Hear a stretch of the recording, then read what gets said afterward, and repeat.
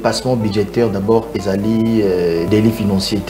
Papa et Jeff Alobaki déjà. Et de deux, dépassement budgétaire, il faut Ezala plutôt vu un budget mal élaboré. Vous vous souviendra que ce budget au Sénat au Salela, ils ont un budget élaboré dans l'ancien bureau. Mais les Cambouis, il y a diminution, il y a 30 de vie. À perdre ma repère, à Salédine.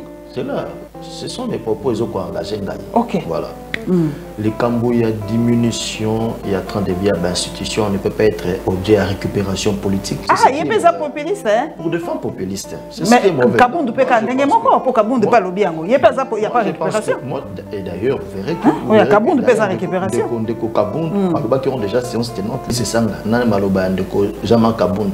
Ils ont été là pour aller pour lié à Kitaki Union Sacrée vu que Bozotoza to comment le roi est sous-traité à Mindele et ça a été tout s'écarté dans la réalité bango cannabis au niveau interne parce que Mindele yo traité na bango ba otala ba intérêt na bango bien intérêt na bango na pe au détriment il y a bien-être il y a ensemble la population africaine et puis en même temps il y a conseil nga été ba doté ba militaire na logistique ko esengeli pour na été base à la mesure il y a pour mettre un terme à makambo ça na Est République du Congo. Bobébi mboka oyo banda obeba na époque Kabila fistin. Non non Joseph Kabila. Mais balobi ya banda ko lela lela tanke o lokwa Mobutu asali bongana osate bino babi ko lela na bino ndeleki. Bon bilan oyo papa Patrick bilan Félix Antoine Tshisekedi ya za na capacité na ko changer mentalité ba congolais. Ah merci beaucoup na motu na pe réponse déjà simple peu clair. Tant que déjà IGF on sala musala na. Donc pour na Kolobaete jusqu'à présent mo kondiamboka d'ailleurs même en Afrique ou soit même en Europe. Namona noté dire qu'il Donald Trump et Barack Obama, justice pas entendre sans que titulaire n'aille plutôt mon chef n'aille direct à la atteint. Donc pour dire que Félix Antoine Tshisekedi Tshilombo en tout cas c'est les meilleurs présidents du monde. Église catholique en tout cas ils ont traversé période moko il y a saleté à pour ça Canada. Ouais sûr. Donc moi la plupart il y a bateau au monde qui ouan baza bandini église catholique ba qui va sauver église.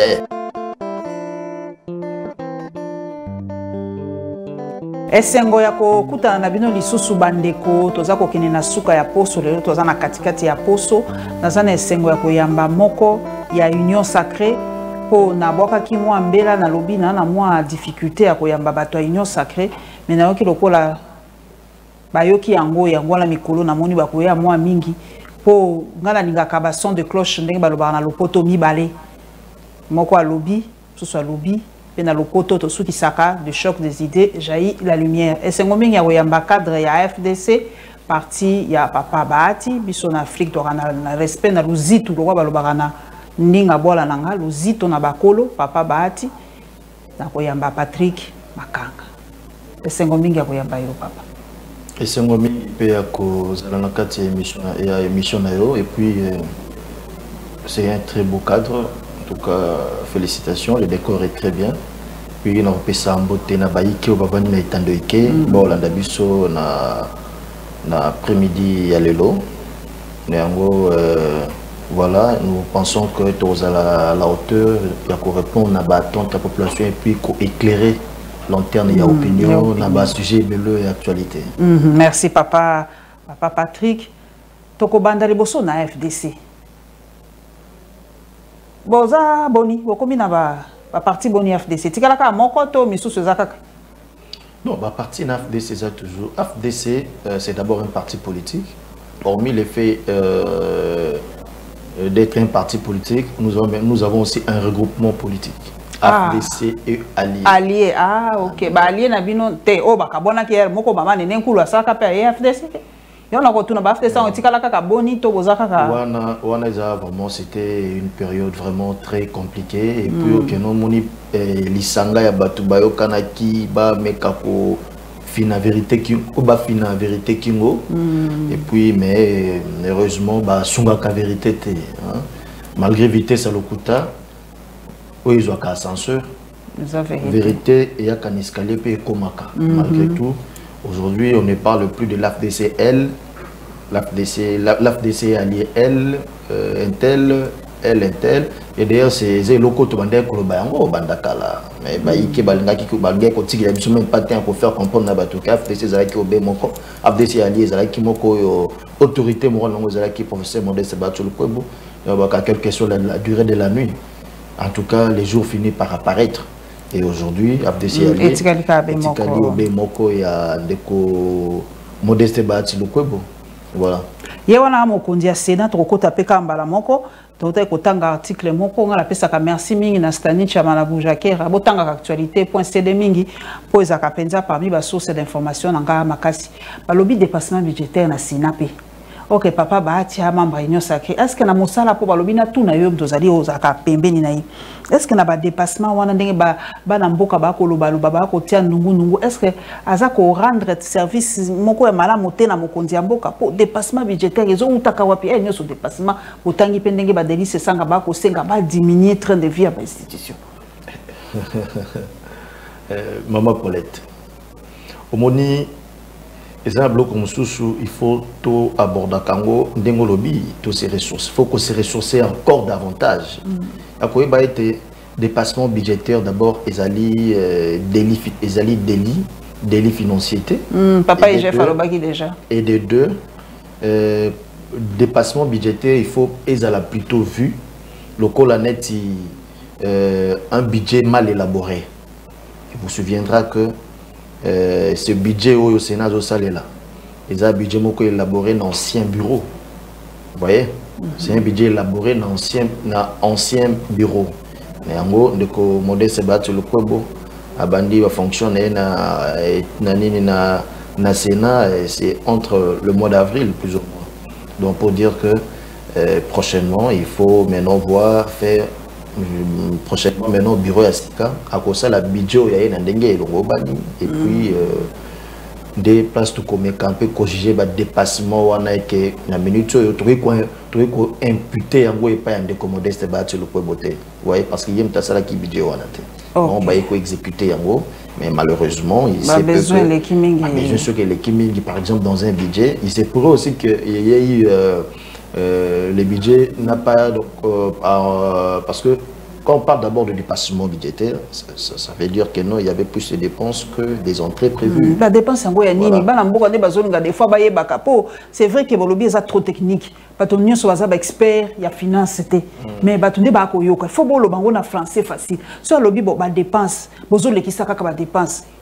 Par exemple, au banamboka ba compa bi aleki ki po asa ki boy et là on est banamboka bazonga ko yebate papa Patrick bazolo baka dépassement on a nini maman Paulette so que le lot est pas administrateur ya Sénat pa ko ibsote ba bakisela bango nyonso na salaire na bango na mutu ba bakisela montant ya $350 et pas ya administrateur moko na kati ya Sénat.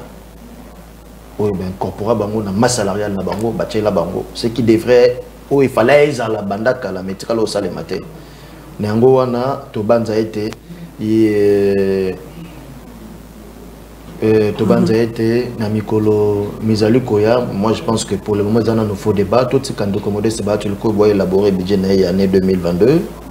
Et puis, tout le monde a évaluer ensemble et puis ensemble la population. Parce que bateau, administrateur, quelque chose, le salaire, ça fait partie de la sociale. Il y a des gens et cadres qui travaillent dans l'administration à Sénat, par exemple. Donc, pour dire que donnant le temps au temps, je pense que Ngonga Azali remède à Makasi na Makambo Ebele na Kati Mboka Congo. Ok. Sikoyo, otanga ki pende kodeli se sango ali motabwani ya mboka na biso bato nyonso banda mokonzi ya mboka ti ba cadre ebele bakoloba il faut dépense ya ba institution ekitamuke apesi ya ba solution alobi kaka te ba pesi ba piste de solution na yi est-ce que otanga ki yango est-ce que ozala omoni yango malamu to oza susu yoko ozana ba remarque to FTC lobi bo epenza te est-ce que pona yo liboso il faut ba kitisa moke pe otanga ki maloba papa deli se sango lobi ana moi raison na ye moke ya ko il y a proposer piste de solution. Et l'oko ya mabe, surtout ça, je ne me voile pas de face. Ndeko Delice Sanga vraiment, ils ont moi pas si comme on a été ndenga zo perdre ba repère na ye malamu azala ngo depuis longtemps, mais les Cambouya diminution il y a 30 de vie. À perdre ba repère, à salini. C'est là, ce sont des propos ils ont engagé ngai. OK. Voilà. Les Cambouya diminution il y a 30 de vie à l'institution, on ne peut pas être objet à récupération politique. Des gens maintenant cherchent à faire du populisme derrière tout cela. Et d'ailleurs, comme on a été dans l'Union sacrée, tu insistes que même dans le budget, na projet ya loi où la débattu au niveau de l'Assemblée nationale. Tout banda qui était en tout cas, il faut au gouvernement avec un peu qu'on revoir un peu dépenses dans les institutions. Et puis des deux, je pense que à la rigueur, les COFIN doivent vraiment statuer sur ça. Il faut que les COFIN puissent sur ça point par point pour essayer un peu de diminuer les dépenses au niveau des institutions pour un peu affecter ça dans des projets d'investissement.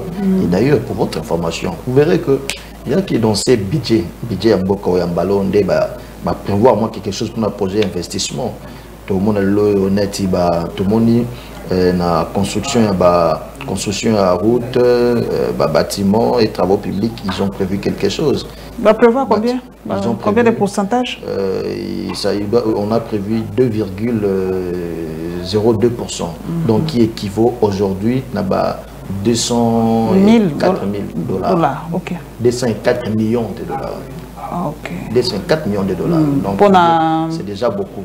Alors si on voit, vous savez, 1 kilomètre de route, moi je suis ingénieur en bâtiment et travaux publics, je vous dirais que 1 kilomètre de route, ça s'est fait à 1 million de dollars. Donc si vous avez déjà 200 millions prévus pour ça, c'est déjà très bien. Vous voyez?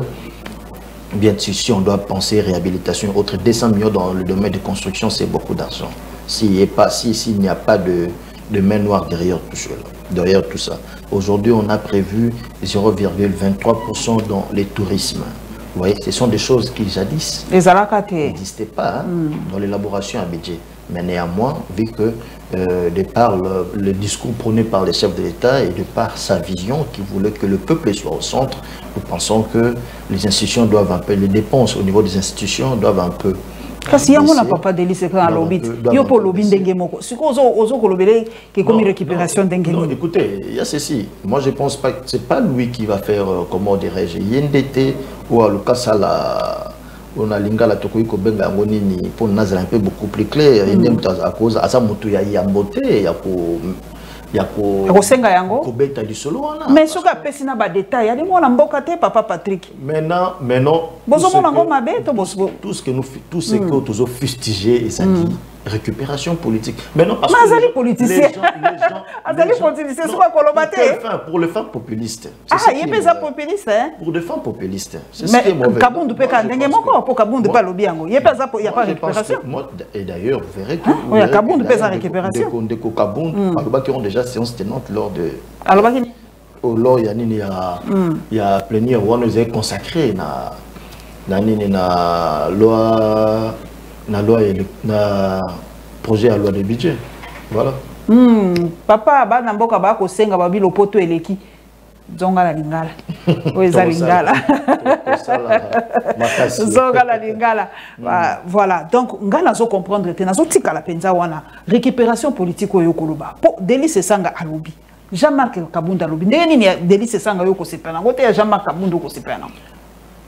Écoutez, Soki Ndeko Délice Sanga, je pense avoir dit la même chose que Ndeko Jean-Marc Kabunda. Mais qu'est-ce qui l'a poussé à quitter l'Union sacrée? Apparemment, ils disent la même chose. Pourquoi? Parce que politique, il faut seulement sur base, il y a vision. La vision.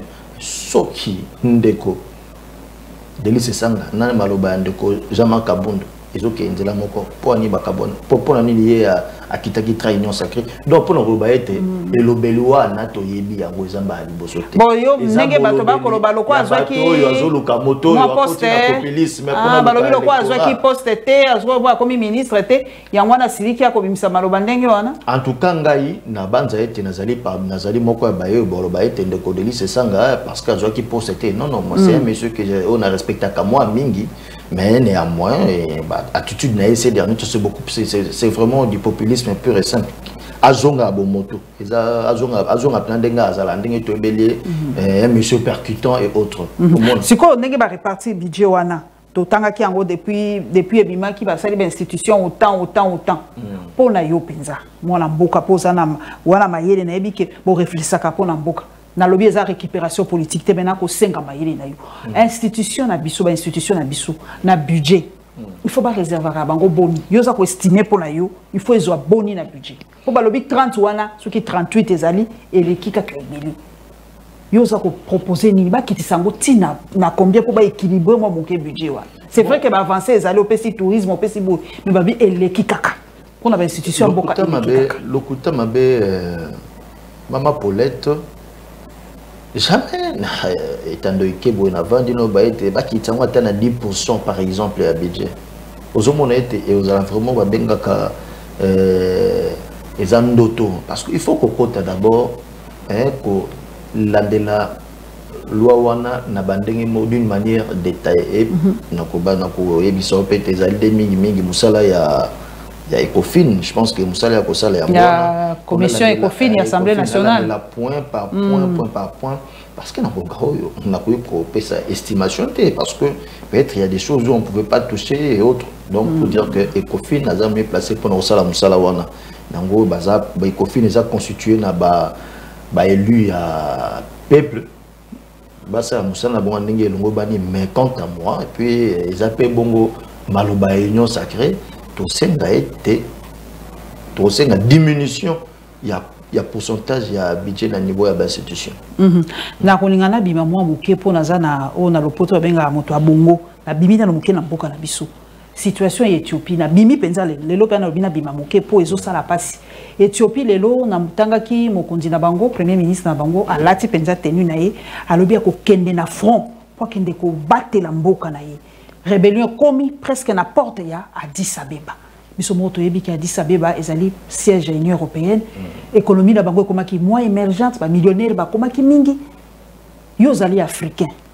Pour na nini ba situation abo ezali tout le temps récurrente na Afrique. Pour na nini Afrique chaque fois kaka ba rébellion lokole tokozo ba pepa na biso ba rébellion tout le temps. Est-ce que ba africain moi va résoudre ma kambo na bango à part la minduki et até papa Patrick Makala. Au moni les problèmes en Afrique l'autre comique subir beaucoup plus.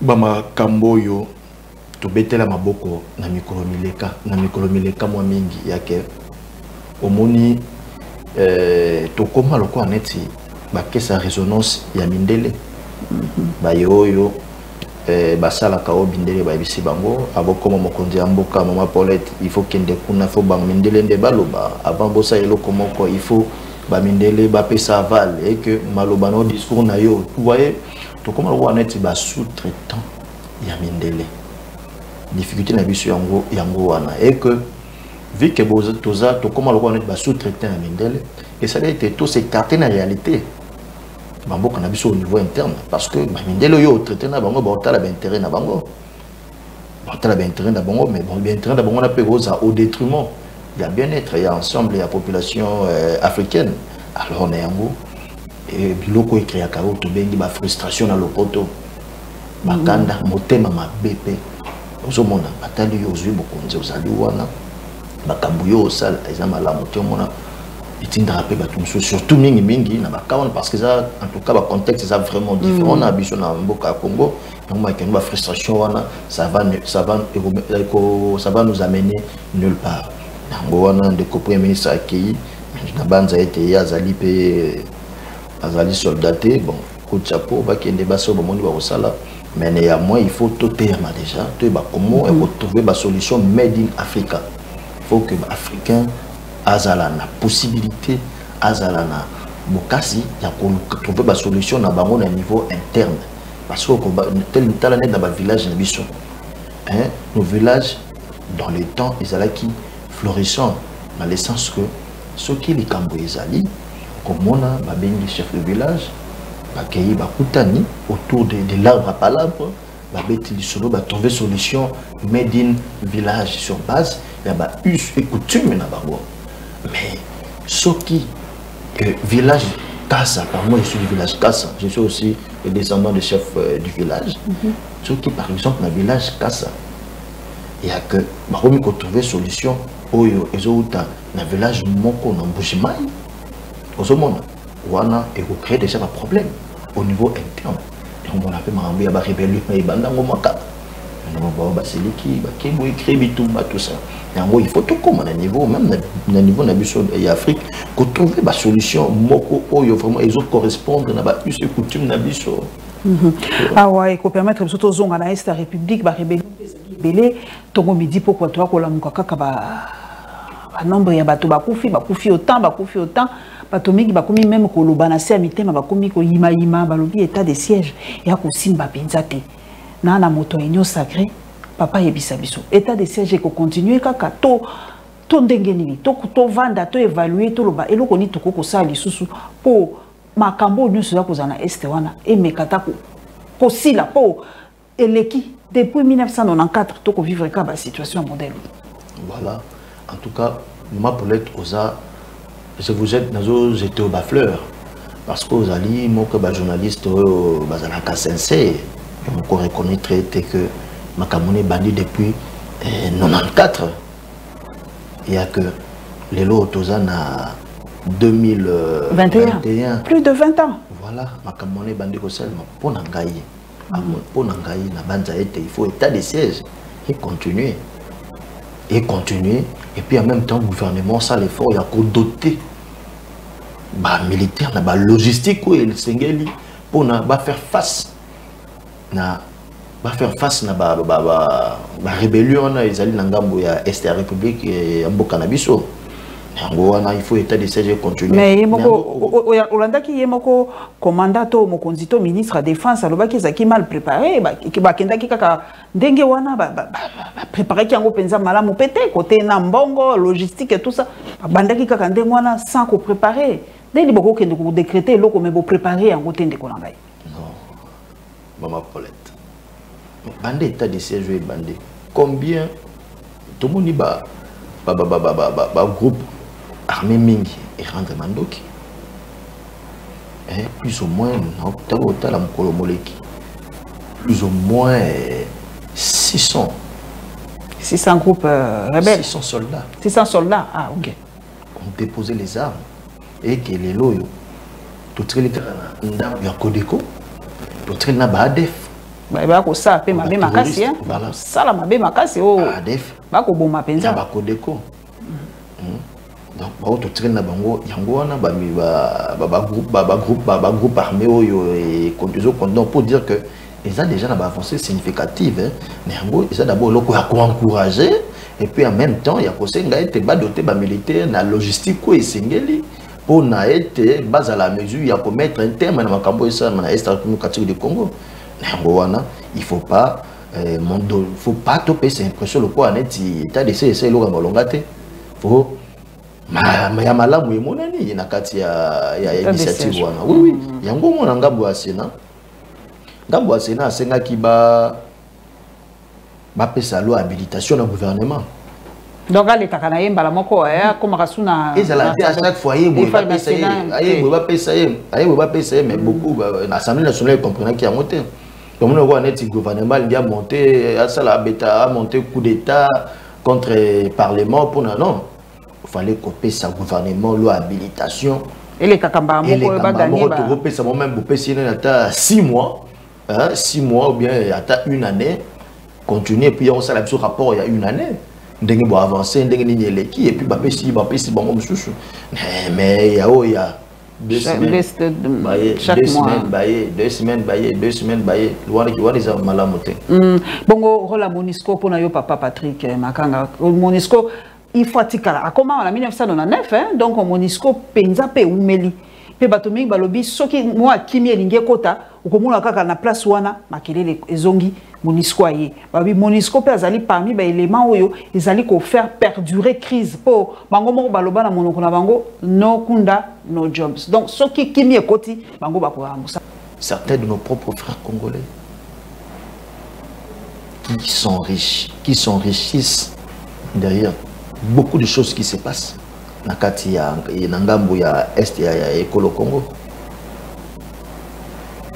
problème de yango wana problème yango wana ne yango été c'est vrai mokonzi ya mboka pasi etonda ye moteur etonda ete les kolela ya ba congolais komi na matoyi na ya lobi ete to décréter état de siège pour na to mettre un terme Dans la situation de guerre dans l'Est de la République du Congo, il y a des gens qui sont contents de ma cambouane. On s'est pris dans la situation en terre pour bango il faut que la situation est à la bongo pour bango continuer à piller les ressources naturelles. Il y a beaucoup de choses. Tout le monde a besoin de plus comme producteur. Il y a coltan. Il y a or, il y a beaucoup de belé. Donc, on a sol dans la montagne, il y a gorille, il y a montagne. Pour dire que tout le monde a un niveau escroquerie où ils ont victime beaucoup de choses. Et puis beaucoup, ils ont plus de 80 millions d'habitants. Ils vivent une situation de pauvreté à Kosakanate pendant que tous en amabele moko etondi sami na bozui à Kosakanate. Imaginez-vous un peu école au Congo, tu exportes 15 millions de matières brutes. 15 millions d'exportations de matières brutes. Il y a comme ça va chiffre mais il faut que moi l'État s'organiser, papa. C'est vrai que beaucoup de 18 ans en Kabila. Bon, il y a assez à l'écart.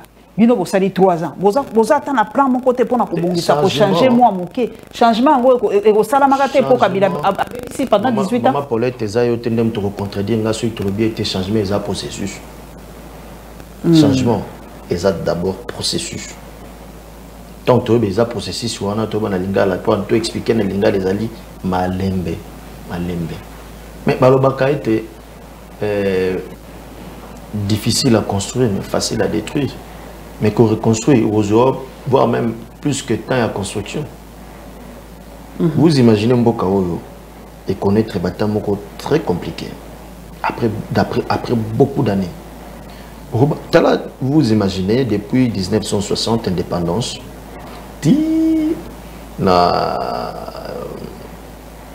en 2018, par exemple, parce que tout ça un régime assez calme.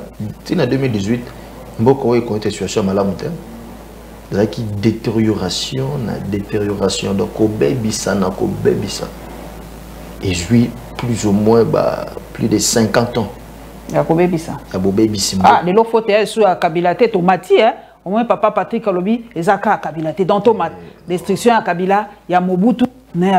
Nyonso ba onde ba ko futa lelo bobebi mboka oyo banda obeba na époque Kabila fistin non Joseph Kabila mais balobi ya banda ko lela lela tanke o lokwa Mobutu asali bongana osate bino babi ko lela na bino ndeleki bon bilan oyo papa Patrick bilan oyo o boko pesa batu na 2023 boloba nini Kabila mtabebi saki mboka na 18 ans ba dongolo miso nde ba komi ebele ezo ko aneti jouer mon terrain à Betiba, la Betiba n'est pas juité. A échoué. Donc, le net a fouté quoi. Pour les équipes. Maintenant, ça les changements, jouer monsieur Asika. Il y a commis. Ah, il y a salé à Malonga. Il y a le salaire. Or, normalement, ceux qui vraiment nous assurent que ma cambosimba qui était, il faut bailler. Basala qui était marabo simbate ba apprendre à revendre la kimia batika baninga ba continuer ah bolingi te bango balobaka bloc patriotique eko swabino otoni le bloc patriotique wana eza bloc anti-patrie menga na gobi solo ya solo wana donc ba bazala na droit kolobate même son secret moko maman Paulette kasi mutu akoyaki na liburu ayebi place nini nzela nini akopekisa bino kwa na liburu no bolingi bango balobate bloc patriotique yo tangi wana eza nango ils ont échange roi, échange commerce, échange moko na commerce. Ngambo ala muka baoluka mbongo FCC, ngambo FCC baoluka beki pour na batambo na opposition. C'est ça objet. Et bon union sacrée des années. Yango pera ndenge makoti. Population ko se retrouver na nini. Bon union sacrée na bino ya ndenge ni. Pesanga yani. Bino pezaka ya poto ba ba utaki kuna ba yeba sangani. Ya ga poto bino so ndenge makoti. Union sacrée ezali Eza esika moko bakangela moto porte je pense banaban za été mokolo alelo. Eza union sacrée eza état d'esprit.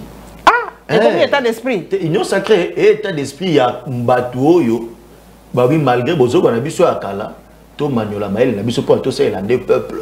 Ah donc soki moto alongwe na nini azalaki boya ye boye boasi ka changer toi teli pe intérêt na été po mingi balobaki mingi bayaki kuna bayaki po babatela poste na bango mingi bayaki po na avantage est-ce que yo zali sur na conscience ya congolais vous allez sur la politique congolaise que na ye penza pour na changer makabo moni face à évidence ba yo nyonso bazana makanisi ya mabe ba vous allez exorciser nde ba na lopoto mais néanmoins néanmoins mon compte en boca la clair tant on est ko bengana tant on bengana qui FCC dans coalition mon compte en boca la clair le bas qui était en tout cas union sacrée et ça le lenge moko ya ko travailler différemment par rapport à ndenge to sala kala et ça les moko au peuple ndé fois à la au centre ya action politique il y a on est beaucoup ça là déjà mais il y a ouais ça les yo comme on a été situation en boka na biso lelo ils ali situation moko que oh ils ali système des acquis ils appellent makasi pourri parce que au moment ngai na ça parmi ba ote na ko le Canada veno ba été non ndeko Joseph Kabila Kabanga ça les logoté d'ailleurs que biso FDC to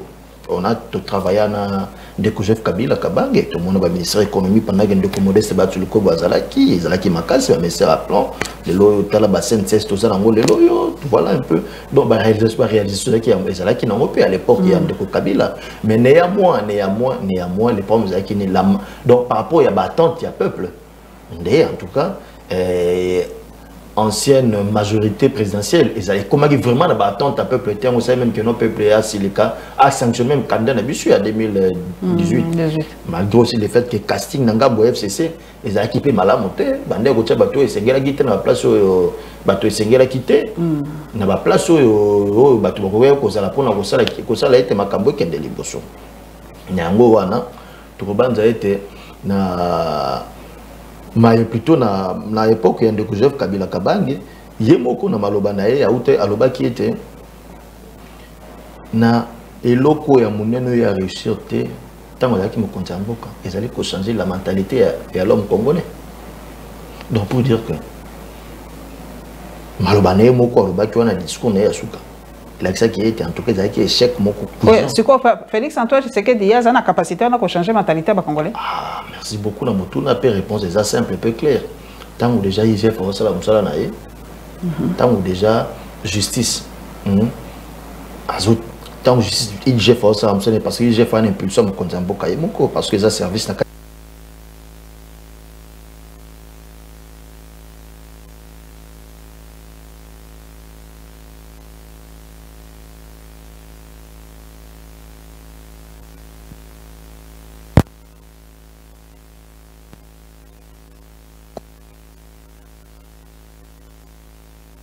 ba ministre comme kakotia maboko par-ci par-là na mosolo ya mboka yango lelo to moni ba régie financière et comme na ba recette ya kosakana te pour ni que nos mentalité bato bazana moi bokonzi et comme moi ko changer ya ko yiba ya ba comme yiba na moi mayele boyibi et comme ko kita te lo kuta mabe faut ko lo ba bosolo ko lo ete comme ko kita esili nanu te moto aka moto poto na lola te voilà ki moyibi esili nanu te mais néanmoins to komi kolongo te na moyibi ya bosoto pour na moyibi moko boye ya donc Arsène Lupin to lo baka de maintenant tant mikolo ko bakisama IGF maintenant ndenge soka continuer ko coincer na modèle wana comme on a été qui moyibi penza ko kitama kasi à tel point que budget tel point que budget ko avancer et ko vimba lisuma kasi ko déjà les lots on a 10 milliards autant 10 milliards ya lelo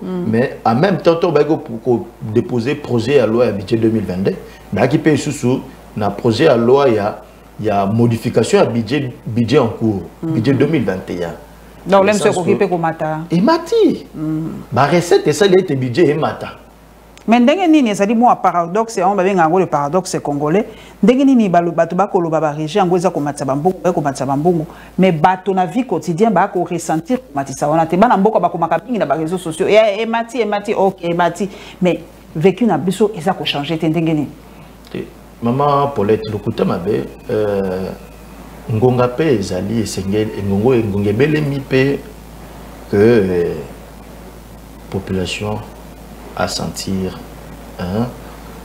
oyo ba recette wana oyo bakisama na trésor public sur ce point yango tant toujours bête déjà du solo ya budget 2022 toujours qu'on insiste à ce que ba projet sociaux ezala moi mingi pour na peuple pe à sentir ba effort wana oyo IGF faisait ça dans le gouvernement avec sous contrôle de l'IGF pour n'a été donc peuple faut sentir effort. Papa, le quoi tu côté déjà dans dossier à Makambo, il y a IGF, il y a détournement, il y a nini na autre côté déjà que merci na yo sous Stani Bojakera que procureur de la République nani papa Albert Yuma a convoqué na parquet na pas procureur général kuna pona dossier et bimaki depuis Mikolo Congo LDEP et ça lui permet que le mingi ikambo wana pe bato mingi ba li cité ba proche ya ancien président de la République ba cité pe na ba dossier en mingi.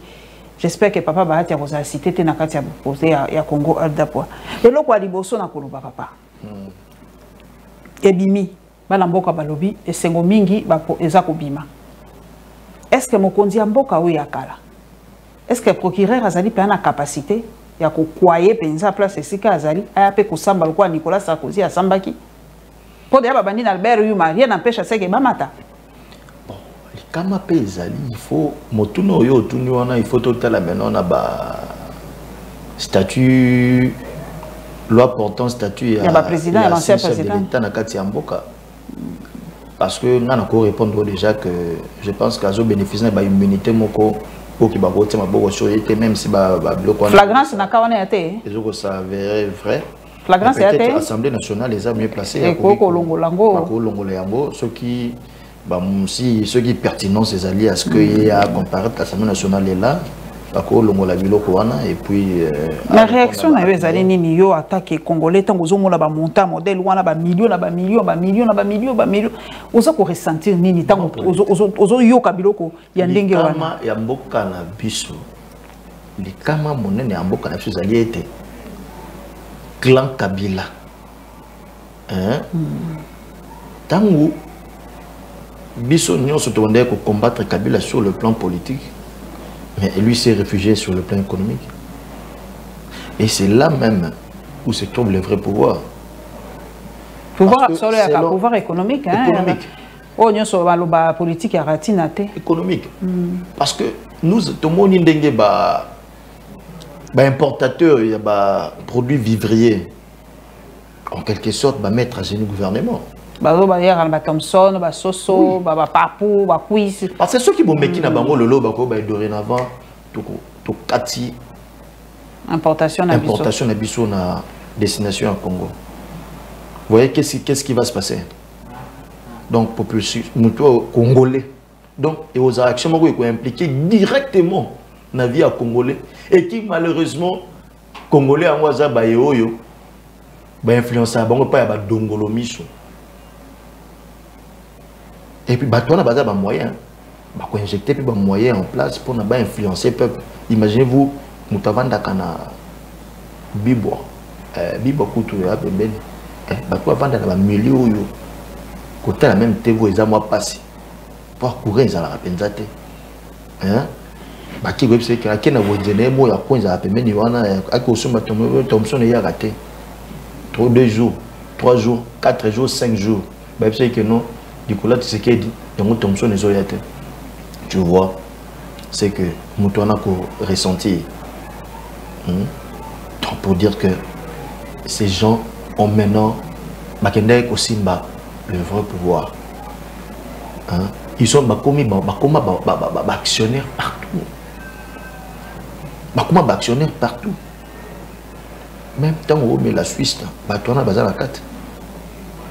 Tango mais la ni mais la bière bouteille à bière aux finger contribuer dans bon na carte ba compagnie à passeport bango bazana carte na bazana carte passeport ba permis de conduire ba bi makambonyo so ba na carte na ba go pass na ba nini tout ça ils sont là ces gens mais bon ça on peut même politique moi bon ça même politique en goya té pour beaucoup balancer là moi ça été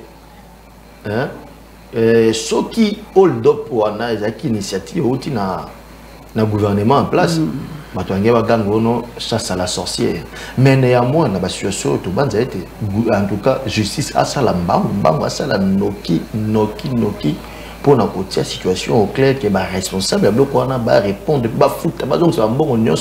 voire même avec des intérêts le lo yalika régime akabilande ba ko suspecté régime akabilande ba tiango batandi yango balobaka motakala bebo banus ba komona mbindo na yango mais bato balobi il y a toujours des tireurs de ficelles dans l'ombre pour le poto, de fois en lingala, on ne peut pas traduire. Mais pour yo, est-ce que banani selon yo bakoko za la cima il y a enquête? Non.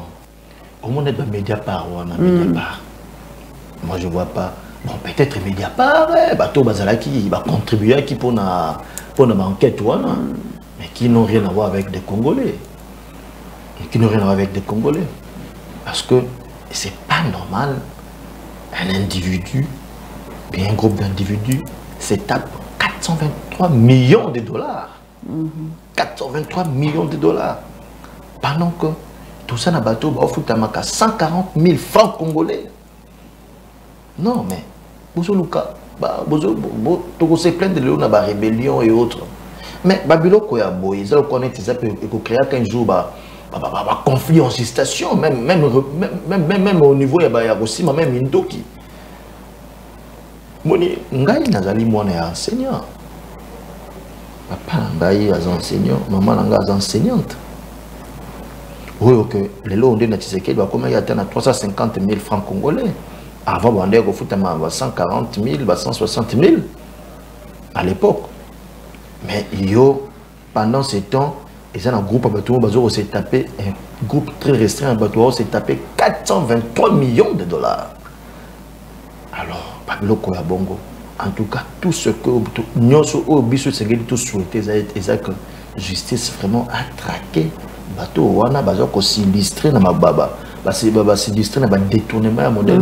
Est-ce que vous avez pété pour Bateau Balobi? Ah, mindele ba camarade na bisote, ba master na bisote. Donc, va saler le régime à Kabila. Bon, beaucoup banga pété que beaucoup soubala, mon qui peut passer le régime à Tshisekedi. Kobang ezali so mabe ezali. Ah, pour la même mabe na ngote, détournement à te pena régime à Tshisekedi. Pour ba détourner à 100 jours, ba détourner à Chile gelou, ba détourner à panneau to ko kuna na nini. Beaucoup azala qui clair na maloba na ye. O ya yebi mbongo à l'état pour répondre à ba acte na ye. Vous imaginez biso nyonso to milobela qui était aba ba simbi dirka ba ya mokonzi ya mboka. En tout cas, apparemment il faut remonter tu pas à mokonzi, tu pas à mokonzi moko. Mais na procès et bandeliti na suka. À ta trace ya mokonzi moko tika na kozala te. Mais maloba vita ta bi ba ko toucher yende te ba ko toucher nde mokonzi mboka ya zo protéger nde mokonzi mboka. Non. Ndeko Vital Kamerhe pas za qui clair abi. Ndeko Vital Kamerhe pe azala qui clair. Il n'a pas dit quelque part que mokonzi mboka avoir na makambo ke na ko fende mokonzi mboka. Non non pas du tout. Abi basala il a penalanda qui procès wana. Oui, il frappé en tant que maillot faible. Mais ande na objectif na bongo zaki ya ko atteindre mokonzi mboka. Mais peut-être il a été imprudent. Donc makambo c'est là que kokoma na ngamu na ye. Donc pour na koloba était jusqu'à présent mokonzi mboka d'ailleurs même en Afrique ou soit même en Europe. Na mona na noté dire kabia Donald Trump et Barack Obama justice pas entendre sans que titulaire naïe plutôt mon chef naïe direct à la atteint. Donc pour dire que Félix Antoine Tshisekedi Tshilombo en tout cas c'est les meilleurs présidents du monde. Tokosuki sato ko kende pe na suka minute tikali mo mokende ko Patrick lelo totangi na pesi merci mingi na mama Rachel Kitita totangi balobi bakonzi ya ba institution bakutani na papa Fridolin Ambongo basololi pe balobi to bandela makambo, comment dire en français, case départ. Donc tozongi na case de départ, tozongi na makambo. Est-ce que lecture ni yoza ko sala pour ngozali bana mboka bavandi ensemble babito bongisa to bosana to bongisa po ya mboka na biso bamsu balobi ezali faiblesse l'état a cédé bamsu balobi église a cédé. Yo ali moi moto abwane ya mboka cadre ya mboka na ngai lecture ni yoza ko sala na rencontre oyo pour balo ezaka ba catholique na moni ba bengisi ba église de réveil était. Le côté m'avait maman Paulette. Moni ou ba bengi église rôle na yango izali à côté ya loba ya Nzambe na kimia na bolingo yango église et ça censé à cause au milieu du village église a côté en action politique était pour tout tozali naza mondimi malgré naza catholique était naza mondimi ya Dewey ministère de la voix so tali na Timothée na Timothée, je vous exhorte avant toute chose à faire des prières pour le roi. Tous ceux qui sont élevés. Non, François qui monte de ouais, banda soki des années. Na pession mote na kanisi pays. Vraiment, je les salue aussi. Que Dieu le bénisse. Donc, pour dire que eloko bakosenga Bible senga l'église ezaya côté ya liloba nzambe. Ko sambela pona bakonzi. Pa nzambe azana nguya. Ya kosala ya minene. Nzambe asalaki eloko asalaki ya mingi pona bana Israël ekolongola ba en Égypte ti akabola ba mer rouge. Nzambe aza capable c'est que ba église mingi na kumboka na biso bandimela so nzambe na lolenge esengelite. Comment diminuer quoi? Comment diminuer capacité na force na ba na force ba komola ba biceps na bango. Ole batia nzambe liboso. Pour prière ya mondimi na minute nzambe akobeta même mbola sikoyo. Ça monene ya nzambe yango na maintenant. Dans les exemple, il y a ces comités-là, catholiques, chrétiens. Vous imaginez, Azata na personnalité juridique à mon côté. À personnalité juridique, mais à commune à niveau organisé, bah marche.